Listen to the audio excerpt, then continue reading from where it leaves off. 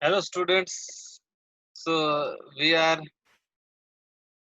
in our session of industrial safety. This industrial safety is online sessions are for the students of structural engineering and mechanical engineering. So, basically, we are doing all the topics that are in the GTU syllabus for the subject of industrial safety. Previously, we have done 7 online sessions, and there we have discussed some topics of the module number 1, and we are now still in the module number 1, and we will be proceeding towards the further topics in today's sessions. So yes, we will be proceeding right now. The contents that will be covering in this session will be fire prevention, fire fighting, methods for the fire fighting and fire fighting, yes, fire prevention and fire fighting, equipments that are used in the prevention of the firefighting, goals of the fire prevention program, fire prevention strategy, housekeeping issues, flammable and combustible liquids, electrical fire hazards, compartmentalizations we will be discussing in today's session. So first of all, fire prevention. So let's have a quick introduction of what is the fire prevention. Yeah, the fire is a chemical reaction that requires three elements that are present for the reaction to take place. Those three elements that are causing a fire is heat or an ignition source, fuel, oxygen. Fire is a result of the reaction between the fuel and the oxygen in the air. Because of the three elements, the fire takes place. Okay, and heat, fuel, and oxygen must combine in a precise way for the fire to start and continue to burn. So basically, we can say that the presence of the heat or ignition source, fuel, and oxygen resulting in the fire. So by reaction of these three elements, the fire will mainly takes place. Next, if one of the element of the fire triangle, that is from either heat, fuel, and oxygen, if it is not present or removed, fire will not take place. And if already burning, it will extinguish. So yes, this is one of the reason by which we can prevent fire. So out of these three elements, that is heat, fuel, and oxygen, if any one element is missing, then fire will not take place. And as a result, the extinguishing can take place. Ignition source can include any material, equipment, or operation that emits or a spark or a flame, including the obvious items such as torches, as well as the obvious items such as statics, electricity, or grinding operation. Equipments or components that radiate heat, such as kettles, catalytic converters, and mufflers, also can be the ignition source. Fire prevention. So fire sources includes the combustible material such as wood, paper, thrashing and clothing, flammable liquid such as gasoline or solvent, flammable gases such as propane and natural gas. So because of such kind of material, the fire used to takes place in the nature. And we all know that because of the fire, because of the wood, paper, clothing, the flammable liquids such as gasoline, the fire can be captured, or we can say that fire can take place.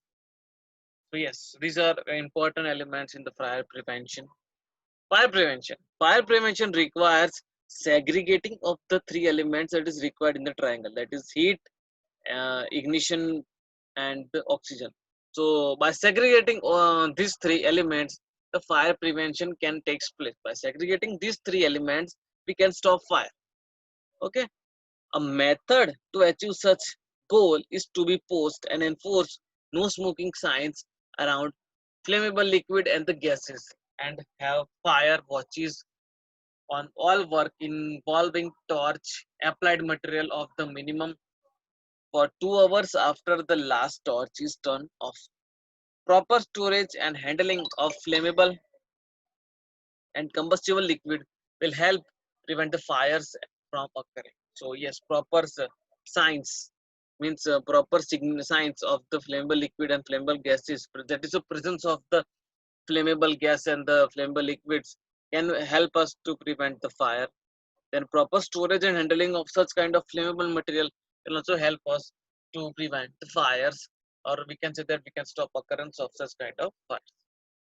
Before each project begins, the project manager or the designer will contact the local fire department, and the department determine whether any variation from the company's standard fire prevention procedures is required or not. Because obviously, he will take a decision that what are the changes that is required to be done.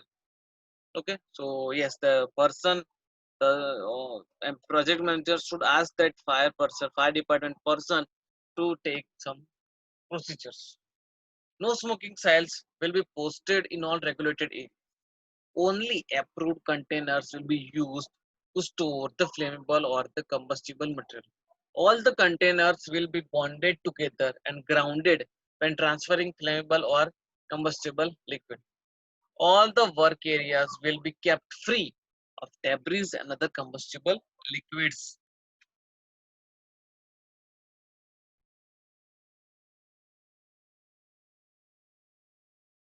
All the containers will be bonded together and grounded when transferring the flammable or the combustible liquid.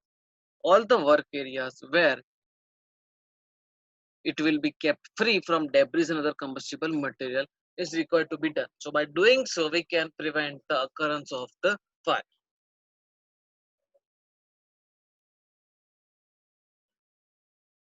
Yes. Inside any company owned or a leased building, a fire extinguisher will be spaced no more than 100 feet apart and will have no less than 2A rating for every 3000 feet of the protecting building. All the employees should be trained on the use of extinguisher initially upon hire and annually thereafter. No employee will be permitted to use extinguisher without having been fully trained. Fire extinguisher should be stored at a distance no greater than 10 feet from the torch. So these are all the things that is required for the fire extinguisher. So company owned or a leased building, obviously, extinguishers should be spaced at 100 feet apart from each other. Employees should be given proper training regarding the uh, fire extinguisher. Okay. No employee should be permitted to use without having fully training. So every employee should be properly trained. Fire extinguisher should be stored at a distance not greater than 100 feet from the torch users.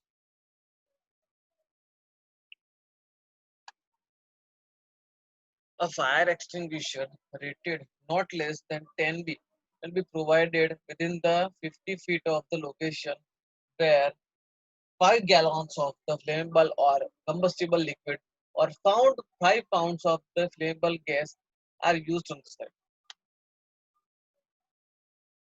Where the flammable gases are of 5 gallons or 5 pounds of flammable gases are found there, the fire extinguishers will be provided at a distance of 50 feet of the location. Okay. Mops will be spun out and placed on the non-combustible surface at the end of each day and project involving hot petrol. So yes, this kind of things is required to be done. A fire watch will be posted for 2 hours after the work has been concluded for the torch applied roof system. So basically the fire watch will be done or posted. We can say that every 2 years after the conclusion has been found.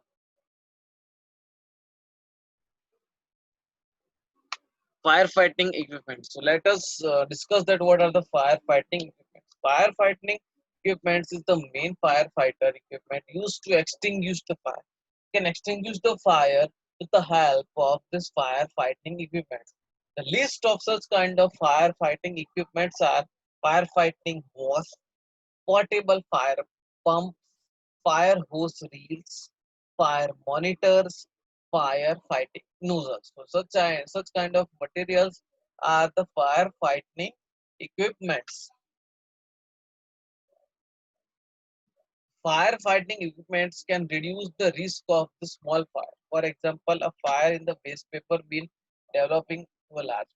We can say that a fire in a waste paper bin, dustbin, we can say that if it is slightly fired, then it can develop a large.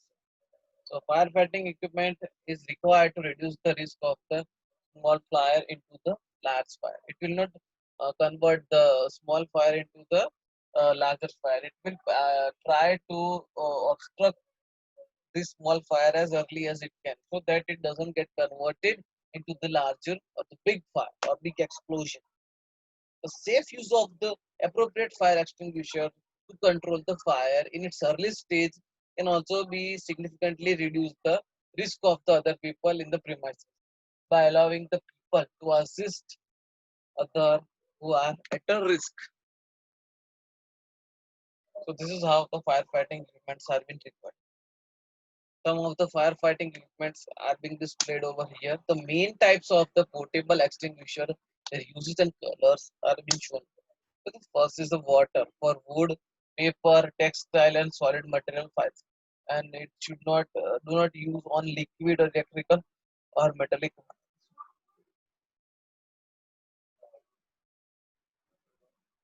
Next is powder for liquid and electrical fires. Means basically this cylinder will contain a powder. So do use on the metal fires. Next is foam for use of liquid fire. Foams are being used. It should not be used on electrical and metal. Carbon dioxide for liquid and electrical fires. It should not be used for the metal lines. So basically, we can say that in water, there will be water inside the cylinder, fire extinguishing cylinder. In the powder, it will be using a powder for the fire extinguishing of the fire extinguishing foam. There, foam will be used, and in case of the last one, that is carbon dioxide CO2 for liquid and electrical lines, the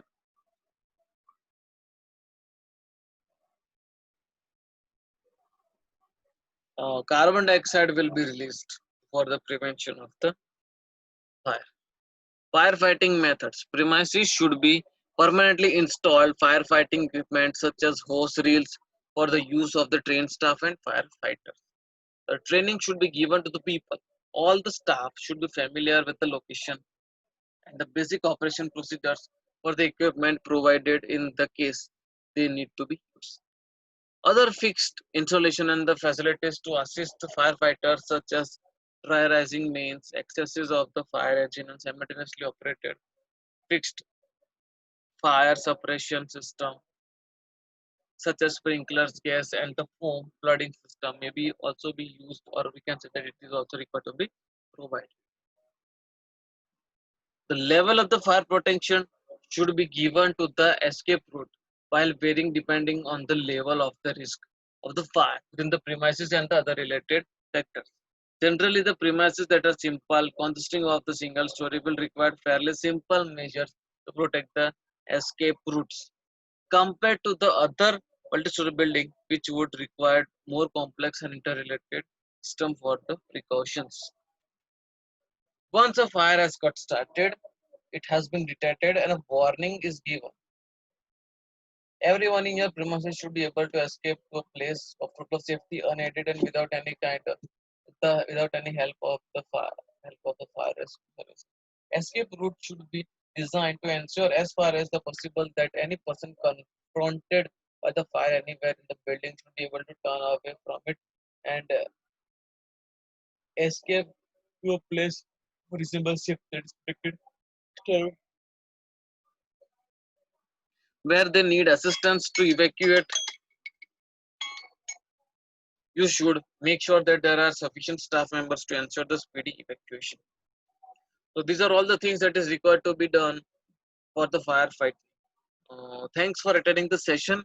We will be meeting in the next session. I will be having a next session with you. Thank you. Thanks for attending.